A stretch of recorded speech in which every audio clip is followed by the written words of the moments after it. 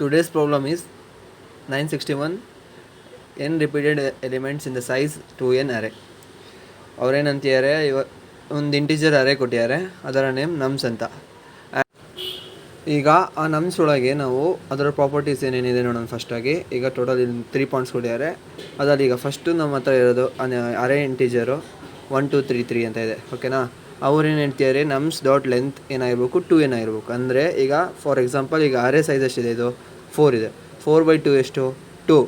So that n is equal to 2 ಆಗುತ್ತೆ. ಅದಾದಮೇಲೆ norms contain n+1 ಯುನಿಕ್ಯೂ number.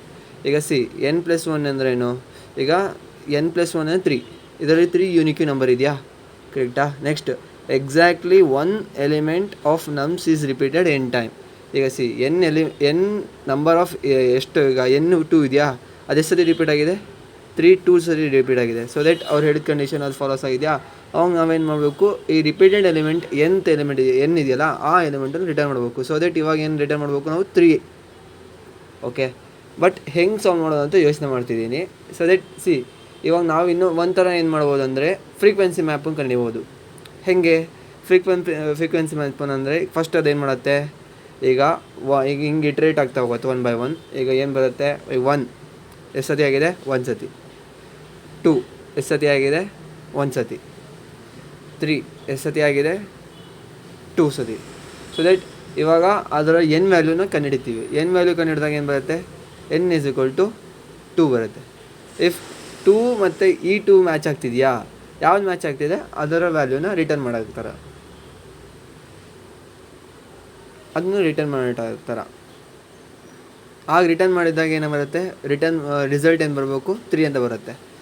ಇದನ್ನ ಒಂಥರ ಮಾಡ್ಬೋದು. ಆರೆಲ್ಸ್ ಇನ್ನೊಂದು ಥರನೂ, ಈಗ let's come to the code. n is equal to len of nums by 2 ಅಂದರೆ n ವ್ಯಾಲ್ಯೂ ಕಂಡುಹಿಡಬೇಕಲ್ಲ. ಮತ್ತು frequency map is equal to counter of nums, ಯಾಕಂದರೆ ನಮ್ಮ ಫ್ರೀಕ್ವೆನ್ಸಿ ಮ್ಯಾಪನ್ನು ಕಂಡುಹಿಡಬೇಕಲ್ಲ. ಸೊ ಫಾರ್ ನಮ್ ಕೌಂಟ್ ವ್ಯಾಲ್ಯೂನ ಕಂಡುಹಿಡಬೇಕಲ್ಲ in frequency map dot items. Okay, then if n is equal to count ಆಗಿದರೆ ರಿಟರ್ನ್ ನಮ್, ಆ ನಮ್ಮನ್ನು ರಿಟರ್ನ್ ಮಾಡು. ಎಲ್ಸ್ ರಿಟರ್ನ್ -1, ಏನೂ ಇಲ್ಲ ಅಂದರೆ -1. ನೋಡೋಣ, ಇದನ್ನು ರನ್ ಮಾಡಿ ನೋಡೋಣ. ಎಲ್ಲ ಟೆಸ್ಟ್ ಕೇಸಸ್ಸು ಪಾಸ್ ಆಗಿದೆ. ಸೊ ದಟ್ ಕೋಡ್ ಕರೆಕ್ಟ್ ಆಗಿದೆ ಅಂತ.